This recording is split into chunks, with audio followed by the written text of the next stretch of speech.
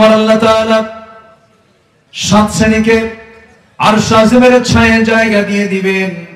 এর মধ্যে একটা শ্রেণী হলো রাজুলুন ইদা দাআত ইমরাতান যাত হাসাবিন ওয়া জামালিন ইন্নী আখাফুল্লাহ। সম্ভ্রান্ত পরিবারের কোন সুন্দরী নারী যখন কোন পুরুষকে প্রেমের প্রস্তাব দিয়ে ফেলে, সেই সময় যে পুরুষটা বলবে আমি আল্লাহকে ভয় করি, আমার আল্লাহ বলছেন আমি ওই বান্দাকে আমার আরশ আজিমের ছায়ায় জায়গা করে দেব। কোন যুবককে আরশ আজিমের জায়গা দিবেন? যে অবৈধ প্রেমকে যে প্রত্যাখ্যান করে বলবে আমি আল্লাহকে ভয় করি, আল্লাহ বলছেন আমি এর জন্য আমি তোকে আরশ আজিমের ছায়ায় জায়গা দিয়ে দেব। যা, এটা বিশাল ব্যাপার। এই চরিত্র প্রত্যেক যুবককে তৈরি করার তৌফিক দাও। জোরে বলি আল্লাহুম্মা আমিন। তাহলে আগে দাওয়াত দেব বাইরে না ভিতরে? কি হয়েছে? চাবি হেরে গেছে, পাওয়া গেছে। চাবি হেরে গেছে, পাওয়া গেছে। যে একটা চাবি হারানো গিয়েছে, হ্যাঁ অনেকে পাচ্ছে, খুব কষ্ট পাবেন। চাবিটা যদি কারো হয়ে থাকে এখান থেকে নিয়ে যাবেন। যদি কারো চাবি হারে, আবার রহিমের চাবি যেন করিম নিয়ে না নিয়ে যায়, তখন আরো বড় বড় বিপদ হয়ে যাবে। আমার দিকে তাকান। তাহলে আমরা কি সবাই দাওয়াত দেব? আগে কোথায় দাওয়াত দেব বলেন? কোথায়? বউ নামাজ না পড়লে কি করবেন? নামাজে বানাবো। মারবেন? মারা যাবে? মারা যাবে 4টা কারণে। কয়টা কারণে? 4টা কারণে আপনি শাসন করতে পারবেন। আমার মায়ের এখন খুব চিন্তায় পড়ে যাচ্ছে, বুঝলেন? এতক্ষণ তো লাইন ভালোই ছিল, কিন্তু আপনি এতক্ষণ তো অনুকূলই ছিল, কিন্তু আপনি তো বেলাইনে চলে গেলেন, মারার অর্ডার দিয়ে যাবেন। এটা তো কেমন কথা? তাদের কলেজে এখন পানি নাই, তারা এখন চিন্তায় আছে। দেখি তো শুনি কোন কোন কারণে মারা জায়েজ আছে। শুনবেন? শুনবেন? কিসের জন্য মারবেন? সেজন্য 4টা কারণে স্বামী তার স্ত্রীকে শাসন করতে পারবেন। যদি কোন স্ত্রী দাওয়াত দেওয়ার পরেও যদি নামাজ না পড়ে, রমজান মাসে রোজা না রাখে, স্বামীর যদি আনুগত্য না করে, বৈধ আনুগত্য না করে, ফেরাউন মার্কা স্বামী কিন্তু কথা মানা যাবে না। আমার মা, আপনার স্বামী যদি ফেরাউন মার্কা হয়, তার আনুগত্য আপনি করতে পারবেন না। নাম্বার 4 হলো নিজের সতীত্বের যদি হেফাজত না করে, পর্দায় যদি না থাকে, এই 4টা ভুলের কারণে প্রত্যেক স্বামী তার স্ত্রীকে শাসন করতে পারবেন। ওয়াহজুরুহুন্না ফিল মাদাজি'i, বিছানা পৃথক করতে পারবেন। তাও কাম হয় না, সেই সময় এতটুকুন করা যেতে পারে তার স্ত্রীকে শাসন করার জন্য পকেটে রাখা 9 ইঞ্চি মিসওয়াক দিয়ে তাকে আঘাত করতে পারবেন। তবে কোন ক্রমেই মুখে, নাকে, কপালে, মুখের কোনো কোথাও আঘাত করা যাবে না, বুকেও আঘাত করা যাবে না। 9 ইঞ্চি মিসওয়াক দিয়ে যদি কোনো স্বামী যদি তার স্ত্রীকে মারতে যায়, এই দৃশ্যকাল চোখে পড়লে ভাববে মারতেছে না আদর করে। চান্সে ছিলে কোন সুযোগ নাই। আমার মাদের কোনো যে এখন পানি চলে আসছে, হুজুর আপনি খুব ভালো, আপনি মুখে মারবেন? অসম্ভব। বিশাল মানে পানিশমেন্ট আছে আপনার জন্য। স্ত্রীকে কোন ক্রমে মুখে মারা যাবে না, বুকে মারা যাবে না। মৃদু যদি আপনি আঘাত করতেও চান, তাও 9 ইঞ্চি মিসওয়াক লাগবে। এটা কি মারা না আদর করা? আদর করা। চাচা যেন কি কইল? ও আরো হাসবি। হ্যাঁ, হাসাই তো দরকার। স্বামী স্ত্রী মধ্যে রাগারাগি দরকার না, হাসাহাসি দরকার। হাসাহাসি দরকার। বুড়ি বুড়াকে কি ভালোবাসে, আল্লাহু আকবার। বুড়া বুড়িকে কি ভালোবাসে। বুড়ি চলে গেছে মেয়ের বাড়িতে, বুড়ার রাতে ঘুম হয় না। বুড়া ধমক মেরে বলে তুই কই, তাড়াতাড়ি আয়। বলেন তো দেহের কোনো চাহিদায়, বলেন দেহের কোনো চাহিদায় রাখে? হৃদয়ের চান, ভালোবাসা, মোহাব্বত, এটা কে দেন? কে দেন? কে দেন? আল্লাহ দেন। বুড়ি বললে বুড়ার ঘুম শেষ হয় না, কি বল, বুড়ার কান্না শেষ হয় না। বুড়ি যখন মরে যায়, বুড়া পাগলের মতো কান্নাকাটি করে, কবরের পাশে গিয়ে চোখের পানি ফেলে ফেলে কান্দে। মরিচ পাকলে পরে ঝাল কমে না বাড়ে, ঝাল বেড়ে যায়। স্বামী স্ত্রী যত বয়স বাড়তে থাকে আল্লাহ পাক তাদের মাঝে মহব্বত আরো বাড়ায় বাড়ায় দেয়। যুবকরা বৈধ সম্পর্কের দিকে যাবে, নিজের স্ত্রীকে নিজের পরিবারকে আগে দাওয়াত দেবে, নিজের বোনকে কখনো বোরকা ছাড়া বের হতে দেবে না, পর্দার মধ্যে রাখবে। তোমার পরিবারটা জান্নাতের পরিবার বানাবে। কোরআন তেলাওয়াতের প্রচলন করবে। প্রত্যেকটা দিন সকালবেলা প্রত্যেকের মুখ থেকে বের হবে আলহামদুলিল্লাহি রাব্বিল আলামিন। বলুন আলহামদুলিল্লাহি রাব্বিল আলামিন আর রাহমানির রহিম মালিকি ইয়াউমিদ্দিন। প্রত্যেকটা সদস্য যদি ফজর করে যদি কোরআন পড়তে পারে, আল্লাহর কসম করে বলি ওই বাড়িতে শয়তান কখনো ওয়াসওয়াসা দেওয়ার সাহস পায় না। জোরে বলি সুবহানাল্লাহ। শয়তান তাড়ানোর ঔষধ কি বলেন? বলেন বলেন বলেন। কোরআন তেলাওয়াত করা। যে ঘরে কোরআন তেলাওয়াত চলবে সেই ঘরে কোনো প্রকার শয়তান আসর করতে পারে না। এই যে দুষ্ট জিনগুলো ডিস্টার্ব করে, দুষ্ট জিনগুলো প্রবলেম করে, মূল কারণ হলো এই ট্রিটমেন্টটা বাড়ি থেকে সব বন্ধ হয়ে গেছে। দাদির যুগের সময় দাদিরা ঘুম থেকে উঠেই তারা নামাজ পড়তেন, কোরআন তেলাওয়াত করতেন। গ্রামের মধ্যে ঢুকলে পরে গুনগুন গুনগুন করে আওয়াজটা শোনা যেত। আমি কি ভুল বলছি? গ্রামের মধ্যে ঢুকতাম, ছোট্টবেলায় দেখেছি আমার দাদিকে কোরআন পড়তেন, ফজর পড়ি চৌকি বানায় রাখতেন। এখন তো চৌকিও নাই, জল চৌকি, লম্বা সাইজের জল চৌকিতে আমার নিজের দাদিকে দেখেছি। তাসবিহ থাকতো, কোরআন থাকতো, ওজিফা থাকতো। প্রায় 1 ঘন্টা 1.5 ঘন্টা ধরে দাদি কোরআন তেলাওয়াত করতেন, ওজিফা গুলো করতেন। আজকে ভাবির মধ্যে তার সাথে ডাবল পাওয়া যায়। ভাবিদের মধ্যে পাওয়া যায়? পাওয়া যায়। আমি একদিন দাদিকে বললাম, দাদি তোমার কি আল্লাহর নামগুলো মুখস্থ আছে নাকি? সেই সময় দাদির বয়স 75 থেকে 80 বছর। দাদিকে হারিয়েছি, মারা গেছেন বহু আগে। বললাম, দাদি তুমি যদি আল্লাহর নামগুলো মুখস্থ করো অনেক সওয়াব। ওয়ালিল্লাহিল আসমাউল হুসনা ফাদউ বিহা। আচ্ছা, আল্লাহর নাম ধরে তোমরা ডাকো, সবগুলো সুন্দর সুন্দর নাম ধরে ডাকো। আমি দাদিকে বললাম, দাদি সব নামগুলো মুখস্থ করো, যদি সব নাম ধরে ডাকো আল্লাহ বলবেন বান্দা এমন কোন নাম নাই যে নামটা তুই ধরিস নাই। সব নাম ধরে যখন ডাকলি যা, আমি তোর সমস্ত গুনাহগুলো মাফ করে দিলাম। আল্লাহর 99টা নাম মুখস্থ করা কিন্তু সহজ নয়। ওই বুড়ি মানুষ যেদিন দাদিকে বলেছি সেই দিন থেকে মুখস্থ করা শুরু করেছেন। আমাকে একদিন কাছে থেকে বলছে, নাতি এইদিকে আয়, তোর যে কথাগুলো শুনেছিলাম নাম সবগুলো নিয়ে আল্লাহকে ডাকতে হয়, সব নাম মুখস্থ করছি। দাদির পরিবারে রহমত ছিল, দাদির সময়ে বরকত ছিল, গোলাভরা ধান ছিল, পুকুর ভরা মাছ ছিল, দাদা দাদির মহব্বত ছিল, বাপ মার প্রতি সম্মান ছিল, সব ছিল। কিন্তু আজকে সেই মহব্বত গুলো সব বিদায় হয়ে গেছে। মূল কারণ হলো আমরা আজকে কি ছেড়ে দিয়েছি পরিবারে? বলেন, কোরআনটা ছেড়ে দিয়েছি। কোরআনটা সুন্দর করে পড়বো সবাই, জোরে বলি ইনশাআল্লাহ, আরো জোরে বলি ইনশাআল্লাহ। অনেক লম্বা লম্বা কথা, সময় তো আস্তে আস্তে চলে যাচ্ছে। এবার আসেন নাম্বার 2। রাসূল ছিলেন ভীরু না সাহসী? ভীরু না সাহসী? সাহসী ছিলেন। তিনি কি পরিমাণ সাহসী ছিলেন? বদর তার প্রমাণ, উহুদ তার প্রমাণ, খন্দক তার প্রমাণ, হিজরতের রাত তার প্রমাণ, জাবালের সুর তার প্রমাণ। কতগুলো সময় তিনি পাড়ি দিয়েছেন, কোন একটা কাজে তিনি চুল পরিমাণ কখনো ভয় পান নাই। অনড় ছিলেন, সাহসের পিরামিড ছিলেন। রাসূল যে রাতে ঘর থেকে বের হলেন হিজরতের জন্য, সম্পূর্ণ একাকী, নাঙ্গা তরবারি নিয়ে সামনে দাঁড়ায় আছে। একটা বারের জন্য ভয় পান নাই, কারণ ইমানদারের মূল সাহস হলো কে? ইমানদারের মূল সাহস কে? আল্লাহ তাআলা।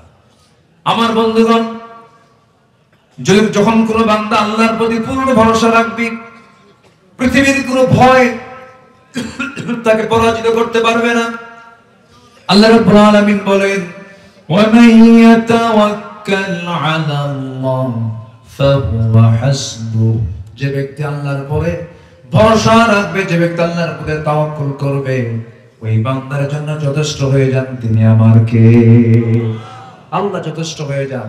এজন্য মুতাওয়াক্কিল, যে আল্লাহর প্রতি যে তাওয়াক্কুল করে, ওই লোকের দিলের মধ্যে চুল পরিমাণ কোনো ভয় আসতেই পারে না, কারণ আল্লাহ ছাড়া কাউকে ভয় করা তো জায়েজই নাই, ঠিক কি না?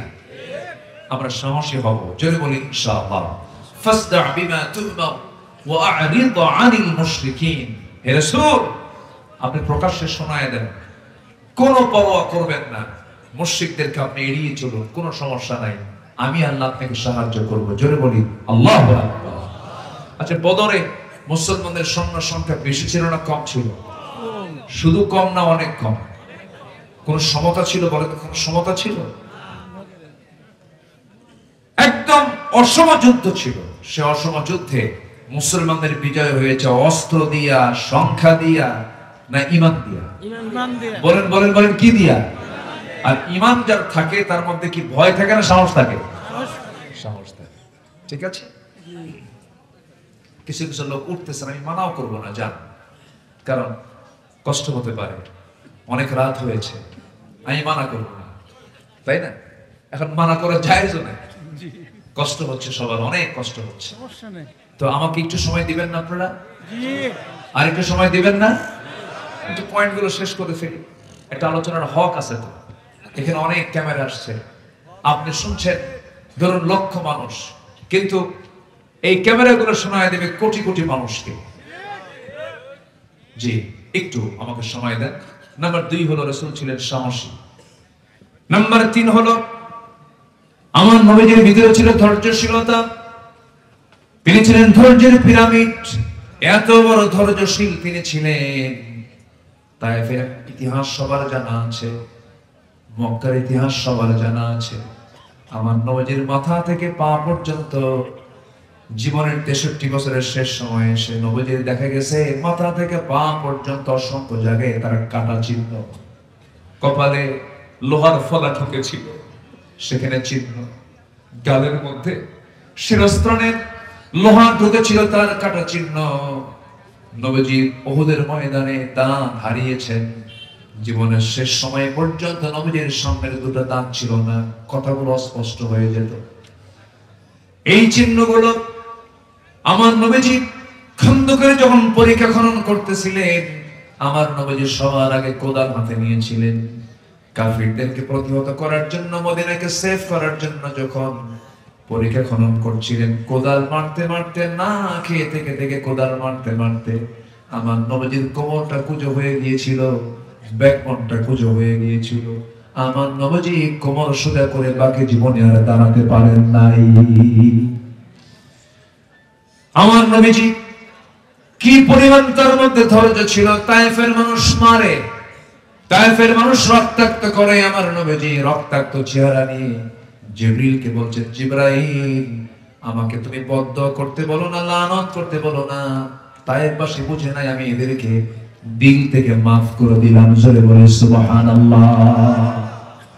আমার নবীজির ধৈর্য কি পরিমাণ ছিল। নবীজি আবু জেহেলকে সবচেয়ে কম দাওয়াত দিয়েছেন না বেশি দাওয়াত দিয়েছেন? বেশি দাওয়াত দিয়েছে। কি পরিমাণ ধৈর্য তার মধ্যে ছিল। রাসূলকে যে কষ্ট দিত, রাসূল তাকে মহব্বত করতেন, তার উল্টা করতেন, ইদফা বিল্লাতি হিয়া আহসান। আমার নবীজির চরিত্র কেমন ছিল? আমার নবীজি কেমন ছিলেন?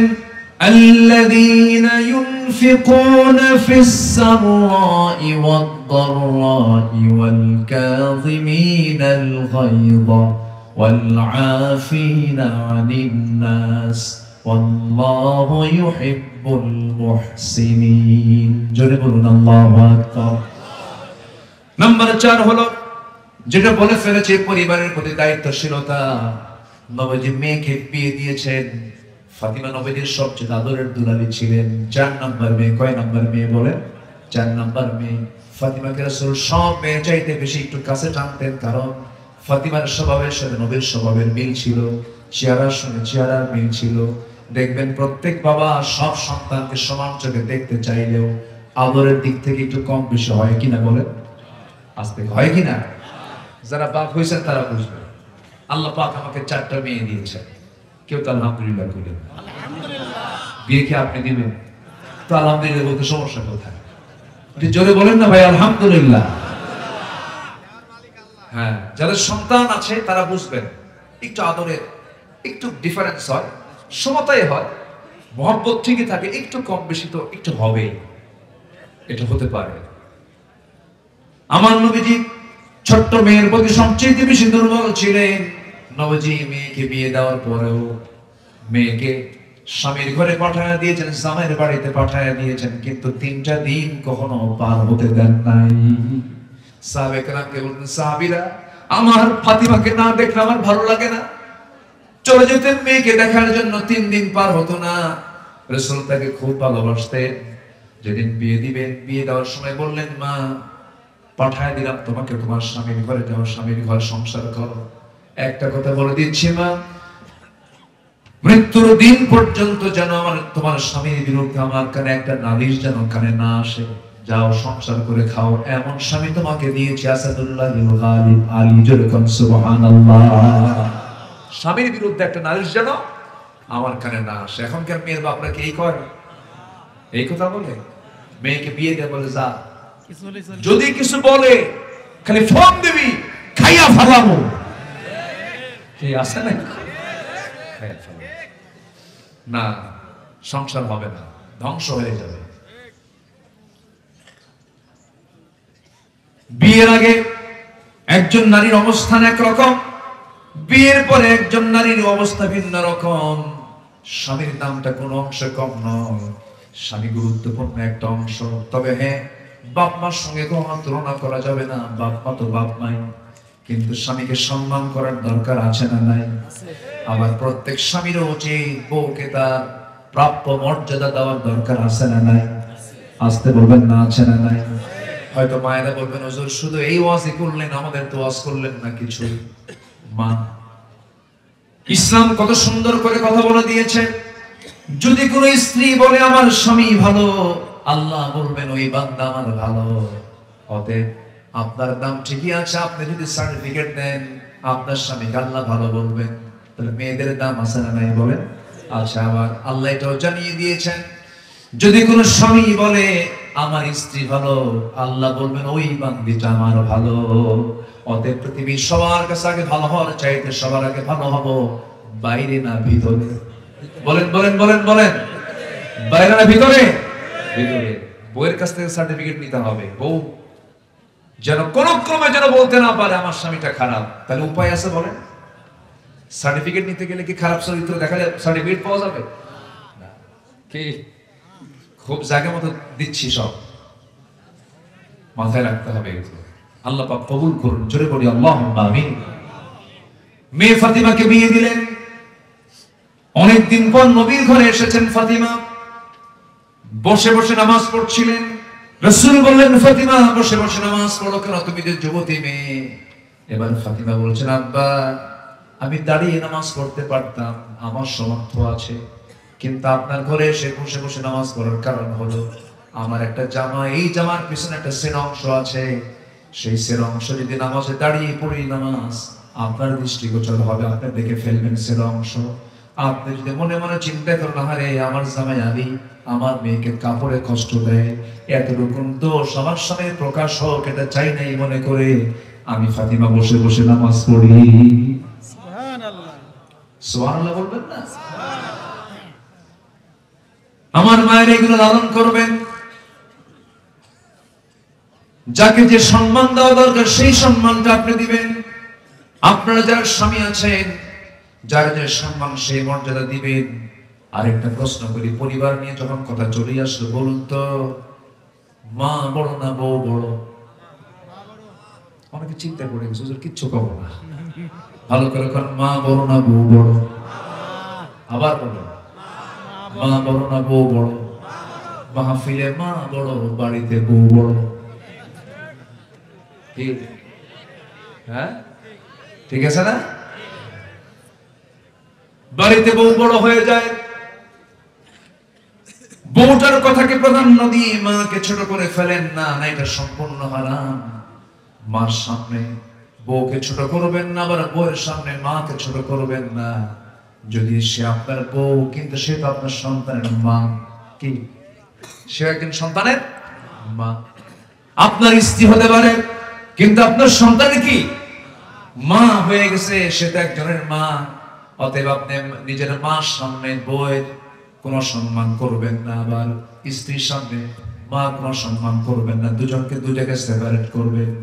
মাকে বলবেন, মা এই যে আমার বউটা এই বাড়িতে আসছে, সে তো এই বাড়ির মানুষ না, অন্য বাড়ি থেকে নিয়ে এসেছি। সারা জীবনের তরে বাবা মা ভাই বোন সব ছেড়ে দিয়ে এসেছে এই বাড়িতে, সে তো মেহমানের মতো, একটু সম্মান করো না কেন মা? একটু স্নেহ করো, আদর করো।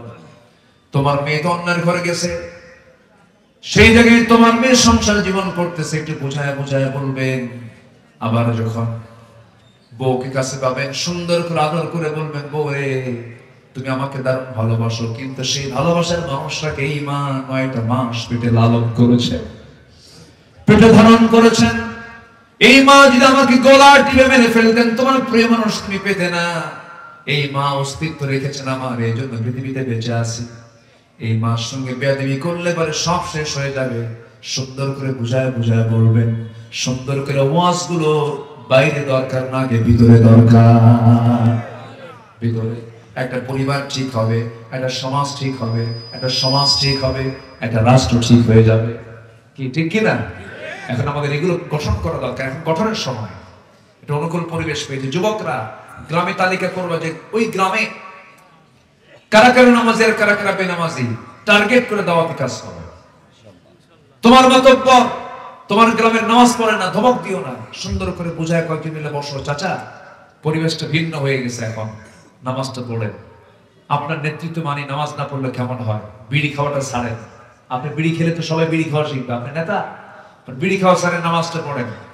সুন্দর করে বুঝায় বলবেন। এরপরও যদি উল্টা পাল্টা করে, তোদেরও কথা আমি শুনবো নাকি? উল্টা পাল্টা করলে তোমরাও শক্ত কথা বলে দিবা। বেনামাজি কোন মাতব্বরের নেতৃত্ব আমরা মানি না, ঠিক কিনা?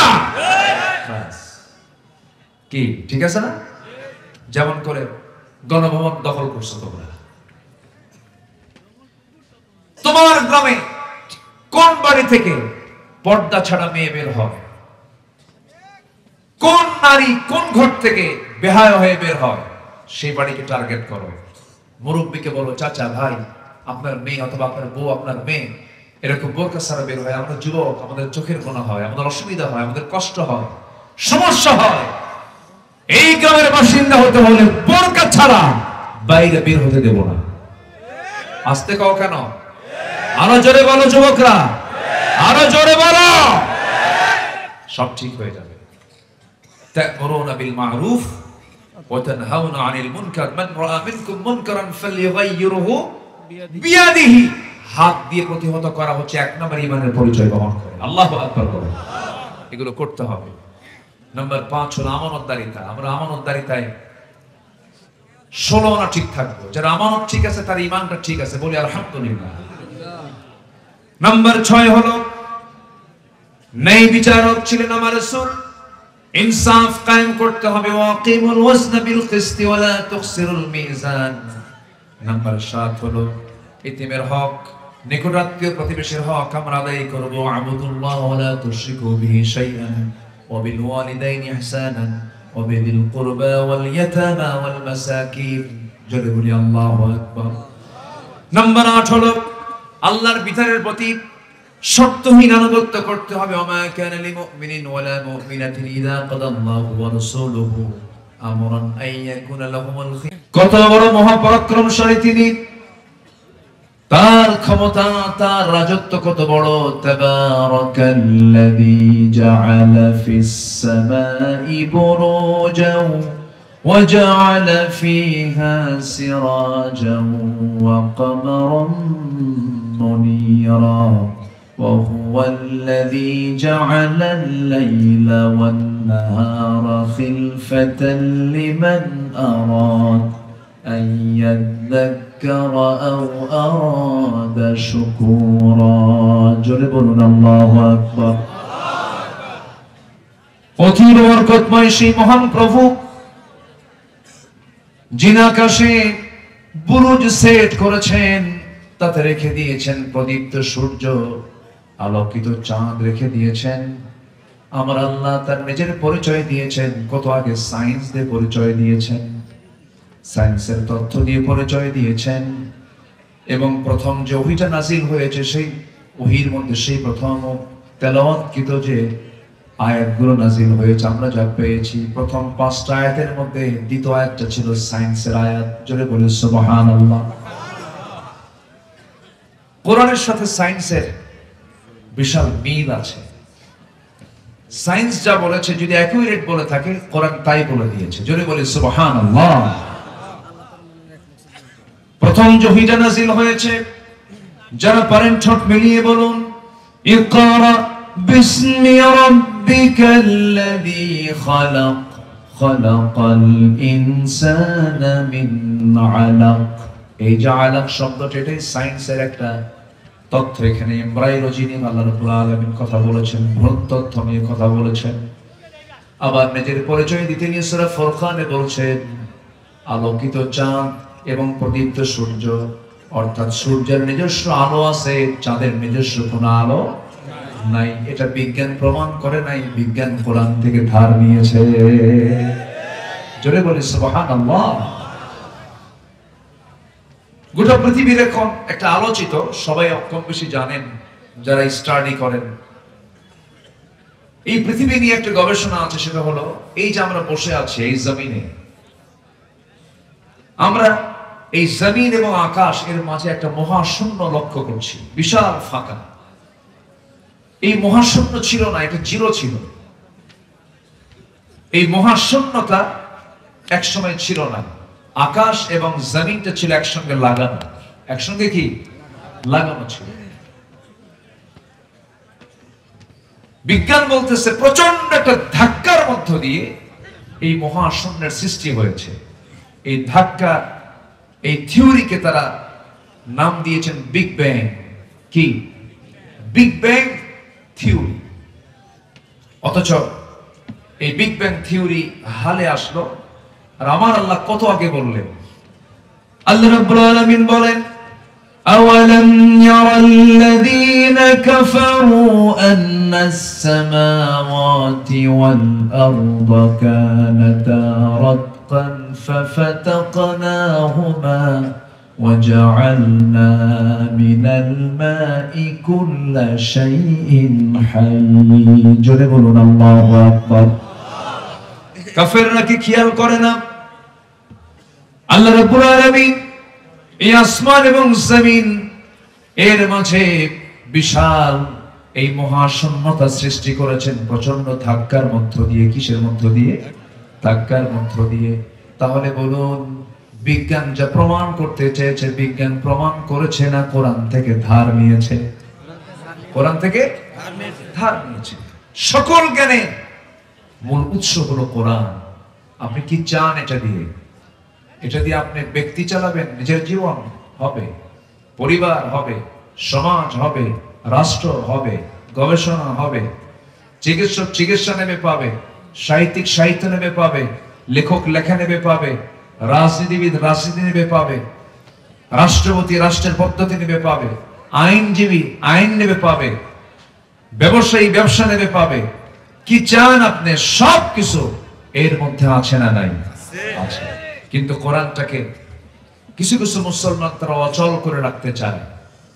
তারা চায় কোরআন শুধু নামাজে থাকুক, কোরআন শুধু মসজিদ মাদ্রাসায় থাকুক, কোরআনকে কোনো ক্রমেই ক্যান্টনমেন্টে ঢুকতে দেওয়া যাবে না, সচিবালয়ে ঢুকতে দেওয়া যাবে না। এই ধ্বজাধরী চেতনার কিছু মুসলিম নামের কিছু মুনাফিক আমার দেশে আছে না নাই? আসতে বলবেন না, আছে না নাই?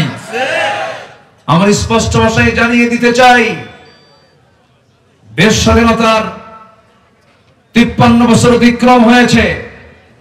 কেউ দেশ চালিয়েছেন 25 বছর, কেউ 16 বছর, কেউ 9 বছর, কেয়ারটেকার গভর্নমেন্টরা কয়েক বছর। সব দেখাই তো দেখলাম, সবার পরিচয় মুসলমান থাকলেও তারা ইসলাম দিয়ে রাষ্ট্র চালান নাই। কোন সরকার নামাজি সরকার ছিল না, নামাজের আইন তারা পাশ করেন নাই, সব দেখা শেষ। আগামী দেশ দেখতে চাই আমরা, কোরআনের দেশ, ইসলামের দেশ। রাজি আছেন কারা কারা? হাত উঁচু করে দেখান মুসলমান।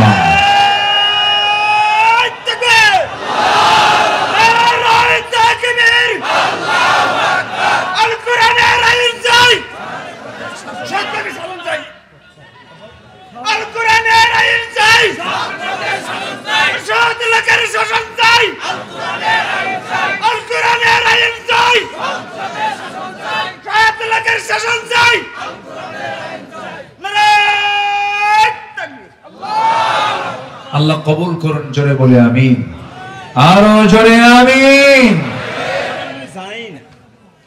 কষ্ট পাচ্ছেন? অসুবিধার আর কি আছে? বহু কিছু মারিয়ে এসেছি আমরা। এই 16 বছর জেলখানায় সাধারণ মানুষ বেশি ছিল না, আলেম ওলামা বেশি ছিল? দেশকে আলেমরা চালাইছে না? দেশের টাকাগুলো পাচার করলো কারা, আর জেল খাটলো কারা? দু একটা যেতে পারে নাই, দু একটা এখন ভিতরেই আছে, আছে না? বছর 2 আগে আমার নামেও তালিকা করেছিল এক বেয়াদব বিচারপতি শামসুদ্দিন, কি জানো, কালা বলার দরকার নেই, আল্লাহ কালো বানায় দিছে। শামসুদ্দিন মানিক, এই নরাধম বেয়াদব, এর মুখে আমি কোনোদিন হাসি দেখি নাই, জানেন? হাসেও না, যারা হাসেও না, কান্দেও না, এদের বউরা মনে মনে এটা মরবে করতে, বললি তো বাস। একটু হাসি থাকা উচিত, একটু খুনসুটি করা উচিত, চিত্তের বিনোদন করা উচিত। আমার নবজির পেটে খাবার ছিল না, কিন্তু মুখের হাসি ফুরাতো না। সুবহানাল্লাহ বলবেন না? নবজির চেহারা দেখলে ক্ষুধা বন্ধ হয়ে যেত, ক্ষুধা নিবারণ হয়ে যেত। এই মানিক করলো কি, আমাদের নামে একটা তালিকা করলো, 116 জন আলেমের তালিকা করে বললো যে এরা রাষ্ট্রদ্রোহী। 2 বছরও পার হয়নি, সিলেট দিয়ে সে ত্রিপুরা হয়ে, গুয়াহাটি হয়ে, অথবা আগরতলা হয়ে সে দিল্লি যেতে চেয়েছিল, কিন্তু সিলেটবাসী তাকে মোস্ট ওয়েলকাম করেছে, খুব সুন্দর আপ্যায়ন করেছে, অনেক সুন্দর সম্মান তাকে করেছে। কোর্টে নেওয়ার পথে বিসি আউট করে দিয়েছে। জানেন না? জানেন না? আপনারা জানেন না? যখনই কোন গোষ্ঠী জুলুমের মাত্রা বাড়িয়ে দিয়েছে, আল্লাহ তাদেরকে জাতির সামনে উলঙ্গ করে ছেড়ে দিয়েছেন। এটা ইতিহাস। ফেরাউনকে খতম করেছেন কে? নমরুদকে খতম করেছেন কে? সে আল্লাহ। আছেন না নাই? মাঝখানে তো ভুলেই গেছিলেন আমরা। কিছু কিছু লোক কয় না মরা পর্যন্ত উপায় নেই। হ্যাঁ, না মরা পর্যন্ত উপায় নেই, কিন্তু উপায় আছে না নাই? কে বের করে দিয়েছেন? যুবকরা, তোমাদের উপর আমাদের অনেক একটা আস্থা আছে। তোমরা সচেতন,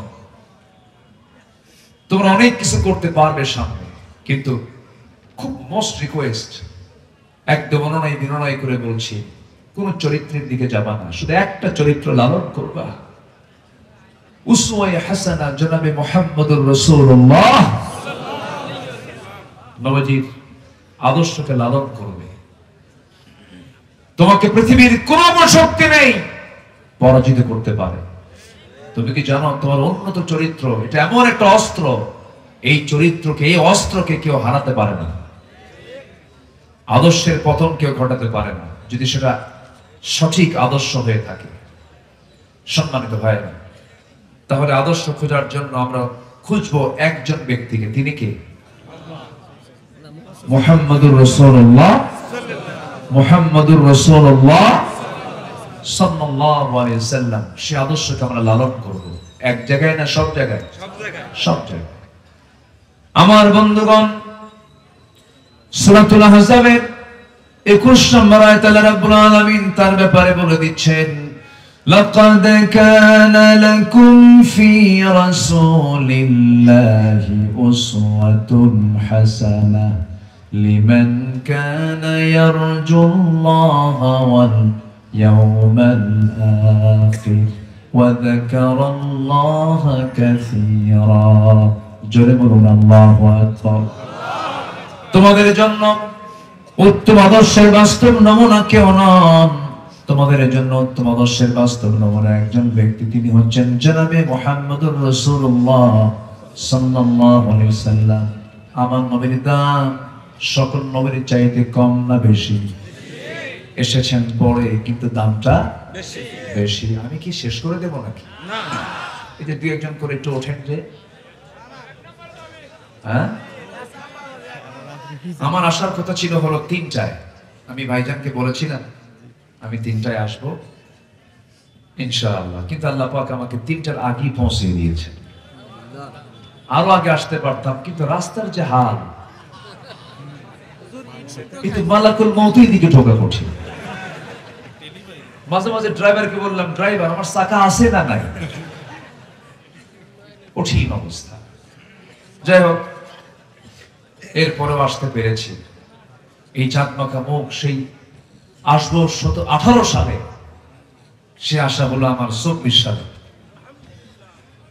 আমি যে কত আনন্দ পাচ্ছি জানেন আমি তৃপ্তির জায়গাটা আমার এতটাই মানে আমাকে আনন্দ দিচ্ছে আসতে পারি নাই সেই জায়গায় আসতে পারলাম এই তৃপ্তি কি কম না বেশি বলেন তো অনেক বেশি সম্মানিত ভাইরা আমার নবীজি জীবনের অনুকরণীয় কিছু আদর্শ আমি আজকে উপস্থাপন করতে চাচ্ছি মোটামুটি যদি তার জীবন থেকে যদি আমরা 15টা আদর্শ যদি লালন করি কোরআনের দৃষ্টিতে আশা করা যায় এই আদর্শ লালন করলে এই দুনিয়ার সকল অপশক্তি তার কাছে পরাজিত হতে বাধ্য এবং আল্লাহ তাআলা তার জন্য 8টা জান্নাতের দরজাই খুলে দিবেন আখিরাতে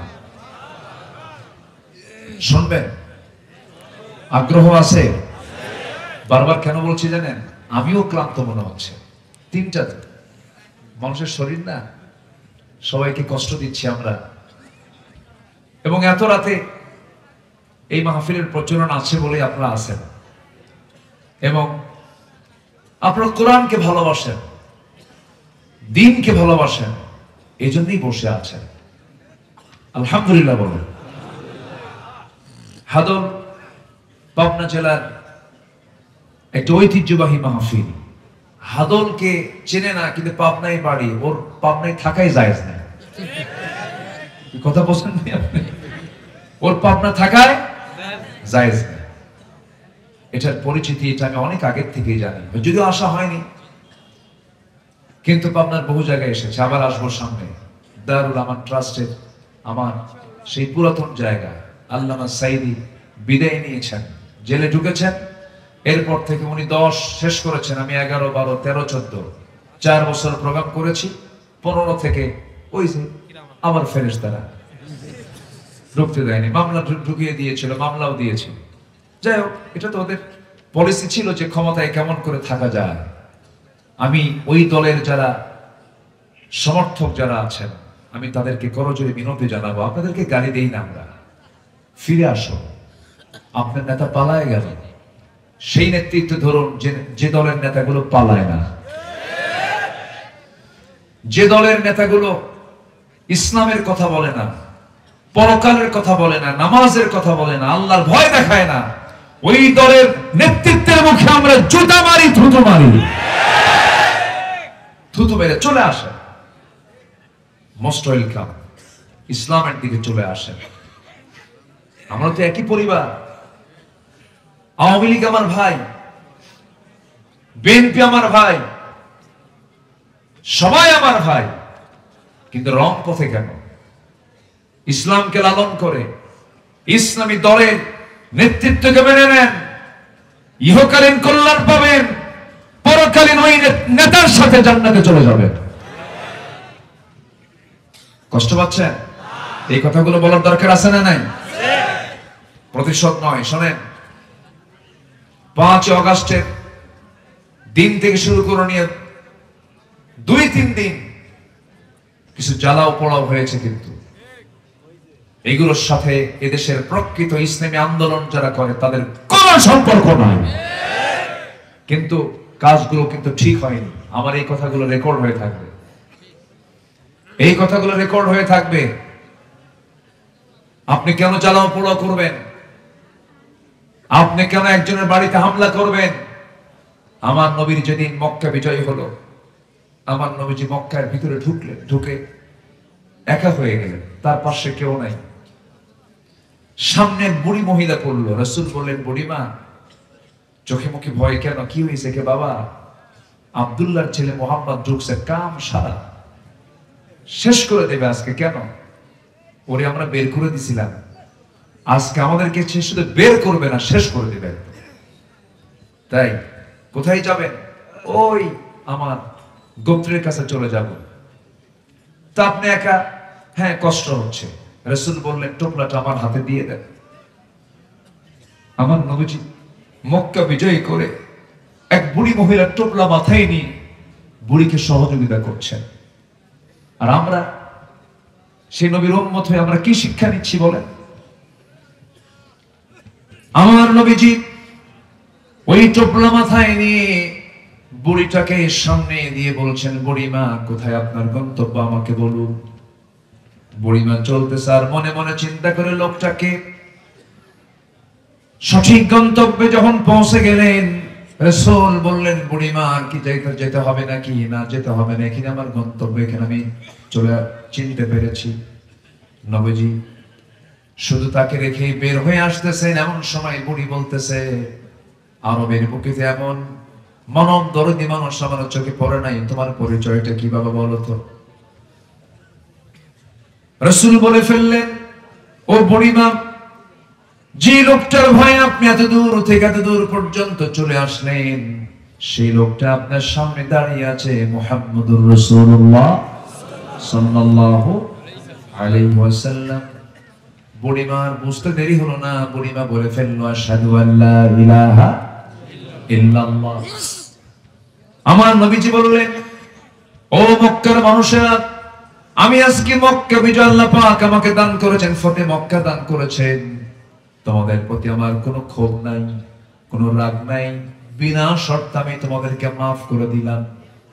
নবীজির সারা জীবনের শত্রু আবু জাহেল, সে দুনিয়া থেকে বদরেই চলে গেছে। তারপর থেকে বদরের পর থেকে নিয়ে আমার নবীজির শেষ মক্কা বিজয়ের পূর্ব মুহূর্ত পর্যন্ত যত যুদ্ধ হয়েছে, প্রত্যেকটা যুদ্ধে তার ছেলে ইকরামা ইবনে আবু জাহেল নবীর বিরুদ্ধে অস্ত্র তুলে যুদ্ধ করেছে সারা জীবন। যেদিন মক্কা বিজয় হয়ে গেল, ইকরামা আবু জাহেলের ছেলে, তার স্ত্রী এসে নবীর সামনে দাঁড়ায় বলে, আপনি যদি আমাকে কালেমা পড়ায়া দিতেন, আমি কালেমা পড়ে নিজের জীবনকে ধন্য করতাম। কালেমা পড়ায়া দিলেন ইকরামার স্ত্রী। এবার বলছেন, ইয়া রাসূলুল্লাহ, আমার স্বামী ইকরামা ইবনে আবু জাহেল, সেও যদি কালেমা পড়ে আপনি তাকে মাফ করবেন নাকি? রাসূল সঙ্গে সঙ্গে বলে দিলেন, ও ইকরামার স্ত্রী, সে যদি কালেমা পড়ে নেয় আমিও তাকে মাফ করে দেব। জোরে বলি সুবহানাল্লাহ। এই কনসেপ্ট নিয়ে আসতে হবে তো আমাদের, আমি তাকে মাফ করে দেব। ইতিমধ্যে ইকরামা তিহামা অঞ্চল পার হয়ে, তিহামা একটা অঞ্চল আছে, সেই তিহামা অঞ্চল পার হয়ে একটা নদী পেয়েছে। সে নদীর নৌকায় চড়বে। মাঝিকে বললো, মাঝি আমাকে পার করে দেবে, আমি ওপারে যাব, কত টাকা নিবা? নৌকার মাঝি বলে, আমি টাকার বিনিময়ে নৌকা পার করব না, তুমি যদি কালেমা পড়ো আমি তোমাকে পার করে দেব। আল্লাহু আকবার বলো। ইকরামা লজ্জা পেয়ে গেল। লজ্জা পেয়ে ভাবতেছি ইসলাম এত দূর পর্যন্ত চলে এসেছে।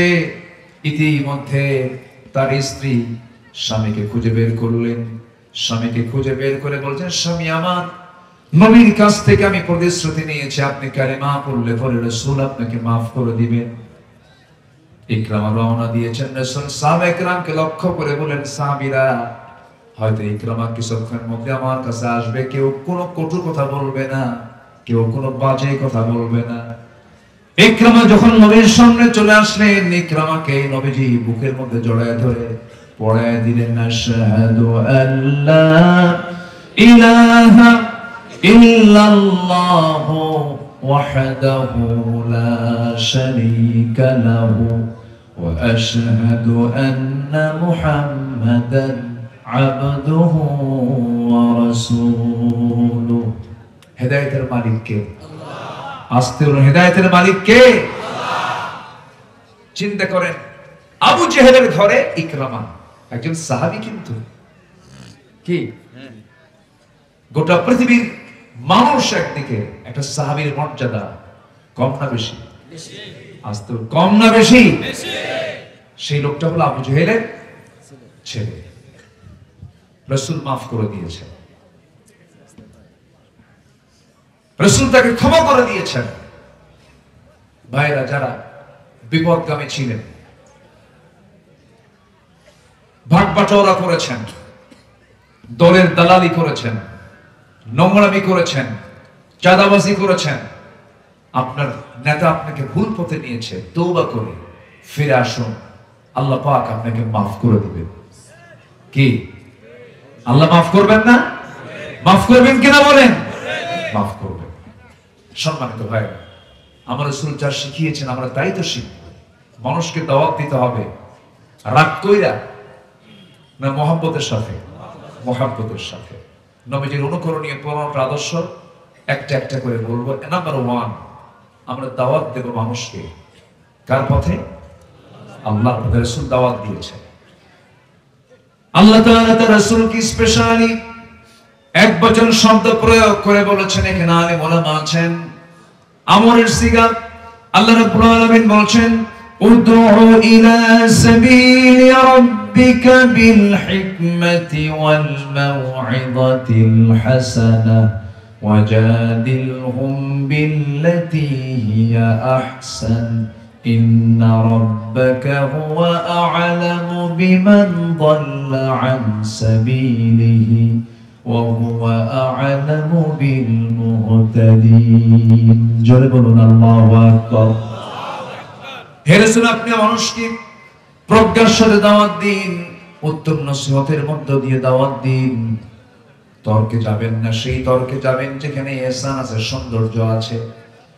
আমার বন্ধুগণ, আমার নবীজির সারা জীবনের যতগুলো আদর্শ আছে, এর মধ্যে 1 নাম্বার আমরা খুঁজে পেলাম। নবীজির সারা জীবনের মূল কাজটা ছিল দাওয়াত। সেই দাওয়াতি কাজে আমরা পিছে থাকবো না, এগিয়ে থাকবো, এগিয়ে থাকবো। রাসূল দাওয়াত দিয়েছেন প্রথমে বাইরে না ভিতরে? বলেন বলেন, আউটসাইড না ইনসাইড? ইনসাইড আগে দাওয়াত দিয়েছেন, ঘরের মধ্যে আগে দাওয়াত দিয়েছেন। ঘরকে আগে ঠিক করতে হবে। অনেক নামাজি আছেন, অনেক হাজি আছেন, নামাজ পড়েন, হজ করেছেন, কিন্তু বউ নামাজ পড়ে না। বউ ডিস্কো টাইপের, কি সাইজের? ডিস্কো সাইজের, পর্দা বোঝে না, 3 পিস পরে ঘুরে বেড়ায়, চুলটা খুলে ঘুরে বেড়ায়। এরকম বউ আছে না? আবার কিছু কিছু স্বামী আছে, বউটা যদি সুন্দর হয়, সুন্দর বউকে পর পুরুষকে দেখাতে খুব মজা পায়। আছে এরকম কিছু পুরুষ আছে না? আসছে কোনো বন্ধু, আসছে, বউটাকে বলে, এই সুইটি এদিকে আসো তো, একটু চা খাওয়া তো। বউটাকে ডিসপ্লে করে। বউটাকে কি করে? ডিসপ্লে করে। আবার মাঝে মাঝে হোন্ডায় তোলে। কোথায় তোলে? হোন্ডায়। নরমাল কোন হোন্ডা না, R15 লেটেস্ট ভার্সন, যার প্যাসেঞ্জার সিট হলো 3 তলা আর ড্রাইভিং সিট হলো আন্ডারগ্রাউন্ড। দেখেন না কিছু কিছু হোন্ডা? ড্রাইভার কই দেখাই যায় না, ড্রাইভার ওই ট্রাঙ্কের তলে থাকে। ড্রাইভার কিসের তলে থাকে? মানে কি যে রুচি, রুচিরও তো একটা বিষয় আছে। তো ট্যাঙ্কের তলে থাকে, ও দেখা যায় না, কিন্তু বউটা আছে ওর একদম 3 তলায়। বউটাকে বলে সাজো, যেমন খুশি সাজছে, মাথার চুল ছেড়ে দিয়া, লাল লিপস্টিক দিয়া, টকটকে লাল শাড়ি গায়ে লাগায়, অর্ধলগ্ন হয়ে পিছনের হোন্ডার পিছনের সিটে উঠলো। স্বামী তো আন্ডারগ্রাউন্ডে আছে, হোন্ডার মেকারকে বলল যে এই হোন্ডার আওয়াজে তো জাতি আমারে দেখবে না, তুই পাইপ খুলে ফেল। পাইপ আছে না, পাইপ যেদিক দিয়ে ধোঁয়া বের হয়, সিলিন্ডার, হ্যাঁ, তো খুলে ফেল। খুলে ফেলছে। এখন আর হোন্ডা না, এখন হয়ে গেছে হেলিকপ্টার। দিল একখান টান, ডেমরা টু ফরিদপুর, ঠিক আছে না, বাগাবাড়ি টু ফরিদপুর, এক টানে রাস্তার ডানে বামে যা আছে সব দেখে নিল। নিয়ে যাচ্ছি আমার, কি কথা বোঝেন নাই, নিয়ে যাচ্ছি আমার। দেখো, সন্ধ্যার আগ দিয়ে নদীর কিনারে বউটাকে বললো যে বউ এখানে একটু বসো তো, বসায় দিল। 16 Pro Max আইফোন, একটা মোবাইল দিয়ে একদম লেটেস্ট ভার্সন, ছবি একখান তুলে এটাকে ফিল্টারিং করে সুন্দর করে ফেসবুকে আপলোড করে টাইটেল লিখলো, প্রিয় ভাইরা আসো আমার বউটাকে সবাই মিলে জামাতের সাথে দেখি। জোরে বলুন নাউযুবিল্লাহ। ওমান ইয়াসিল্লাহু ওয়া রাসূলুহু ফাকাদ দাল্লা দালালান মুবিনা। জোরে বলি আল্লাহু আকবার। নাম্বার 9 হলো আল্লাহর জন্য দ্বীনের কাজে কঠিন সিচুয়েশনও সবর ধরা, ধৈর্য ধরা। এটা আমার নবীর জীবনের একটা আদর্শ ছিল। নাম্বার 10 হলো ঈমানের পথে অবিচল থাকা। হাজারো সাইক্লোন আসুক না কেন, ঝড় আসুক না কেন, ঈমান নিয়ে আমরা হেরে যেতে চাই না, টিকে থাকতে চাই না, হেরে যেতে চাই, টিকে থাকতে চাই, টিকে থাকবো আমরা। নাম্বার 11 হলো আল্লাহর প্রতি তাওয়াক্কুল করব আমরা। এটা সবচেয়ে বড় অস্ত্র। আমার দেওয়ালে যখন পিঠ থেকে যাবে, আমার আল্লাহ বলেছেন ওয়া কানা হাক্কান আলাইনা নাসরুল মুমিনিন, আমার বান্দাকে সাহায্য করা আমার জন্য ওয়াজিব হয়ে যায়। জোরে বলি সুবহানাল্লাহ। নাম্বার 12 হলো কাজে কর্মে পরামর্শ করা। যে কোনো কাজ একাকী করা, এটা বিজ্ঞতার পরিচয় বহন করে না, সেখানে ভুল থেকে যাবে। একটা পরিবারও যখন কোনো কাজ করব তখন একা সিদ্ধান্ত নেব না, পরামর্শ করব। বলেন পরামর্শ করব। ওয়ামরুহুম শুরা বাইনাহুম, আল্লাহ পাক পরামর্শ নামে একটা সূরা নাযিল করেছেন। নাম্বার 13 হলো বিনয়ী হয়ে যাব আমরা। রাসূল বিনয়ী ছিলেন এবং ক্ষমাশীল হব আমরা। জোরে বলি ইনশাআল্লাহ। নাম্বার 14 হলো কুফরের প্রতি আমরা কঠোর হব। আশিদ্দাউ আলাল কুফফার রুহামাউ বাইনাহুম, কাফিরদের ব্যাপারে রাসূল খুব কঠোর ছিলেন। রুহামাউ বাইনাহুম। নাম্বার সর্বশেষ 15 হলো পরস্পর যে মুমিনগুলো আমরা আছি এদের প্রতি আমরা পরস্পর রহমদিল হব। যে মুমিন আরেক মুমিনের আয়না হতে পারবে, এই আদর্শ যখন কোন জাতির মধ্যে ঢুকে যাবে, সেই মুসলিম জাতিকে কখনো কেউ পরাজিত করতে পারবে না। আমাদের সমাজে আজকে হিংসা আছে না নাই বলেন তো? জমি কেনে একজন আর ঘুম হয় না আরেকজনের। আছে না গ্রামে এরকম আছে? জমি কিনছে 2 বিঘা, জমি কিনছে 2 বিঘা, রহিম মিয়া করিম মিয়ার ঘুম নাই। হাই রে হাই, কি কামটা করলো রে, খালি কপাল থাপড়ায় আর খালি আফসোস করে। আছে কিনা বলেন? আছে। এটা ঠিক না। পরস্পর মুমিনরা হবে কি রহমদিল। ভাই ওই লোকটার হয়েছে, তখন আপনি আল্লাহকে বলবেন আল্লাহ আমার ওই লোকটার হয়েছে, ওই ভাইটার হয়েছে, তুমি আল্লাহ আমারও দাও। ওর চাকরি হয়েছে, আল্লাহ তুমি আমারও চাকরিটা দাও। আল্লাহ অমুকের ছেলের এই চাকরিটা হয়ে গেছে, ব্যবসা ভালো, আল্লাহ তুমি আমারও দিয়ে দাও। কিন্তু কপাল থাপড়ালে যা হওয়ার সম্ভাবনা ছিল তাও হবে না। ওমিন শাররি হাসিদিন ইদা হাসাদ। আল্লাহ পাক এই সমস্ত আদর্শকে, এই সমস্ত চরিত্রকে আল্লাহ পাক আমাদের ভিতরে নিয়ে আসার তৌফিক দান করুন। জোরে বলি আল্লাহুম্মা আমিন। আমি আর আপনাদেরকে কষ্ট দিতে চাচ্ছি না। আমি অনেক দূর যাব, জি আমি অনেক দূর যাব। আগামীকালকে আমার মাহফিল বেশি দূরে না, মাত্র নেত্রকোনা। কি বুঝতেছেন? কি চোখের কোনা, চোখের কোনাতে দেখেন কাছেই তো, কিন্তু আমার চোখের কোনা কাছে, কিন্তু জেলা নেত্রকোনা অনেক দূরে। তাও দিনের বেলা মাহফিল, আমি যাব সেখানে। তো যতটুকু হয়েছে, আমার ভাইজান অনেক কষ্ট করেছেন আমার জন্য, অনেকবার আমাকে ফোন দিয়েছেন, কতবার যে যোগাযোগ করেছেন পান না। আমাদের ফোনে যে পরিমাণ ফোন আসে, যদি কোনো ধৈর্যহীন লোক হয় দিনে 4-5টা মোবাইল এমনি ফাটায় ফেলবে। এত ফোন আসে গোটা দুনিয়া থেকে, হাজার হাজার ফোন গুলো আসে। থামেন, বলি থামেন না। এটা কি পুরাতন লোক দেখতেছে গেল সব। আলহামদুলিল্লাহ। গজল শুনবেন? আগ্রহ আছে আপনাদের? আগ্রহ আছে? বলি আলহামদুলিল্লাহ। কি সুন্দর মানুষ। আসবেন, হুজুর চলে আসবেন ইনশাআল্লাহ। তো সবাইকে আমার জন্য দোয়া করবেন না ইনশাআল্লাহ? খুব ভালো। এখানে কি লিখছে? ওইটা এখানে আবার গজল লিখেও দিছে, কোন গজল গাবো না? খুব ভালো, আলহামদুলিল্লাহ। আচ্ছা দেখি, আমি চেষ্টা করছি, যেহেতু আপনি শুনতে চাচ্ছেন আমি শোনাবো ইনশাআল্লাহ। বলে ইনশাআল্লাহ। আর কেউ উঠবেন না, সবাই বসেন। আমি মাহফিল কমিটি একটু আমাকে ব্যাগের কথা বলেছেন, হ্যাঁ একটু ব্যাগটা যাক, যে যা পারি। আগে দিয়েছে 12টার আগে, এখন দেবো হলো 12টার পরে। মানে এখন সওয়াবের পরিমাণ কম না বেশি বলেন তো? বেশি। একজন বলেছেন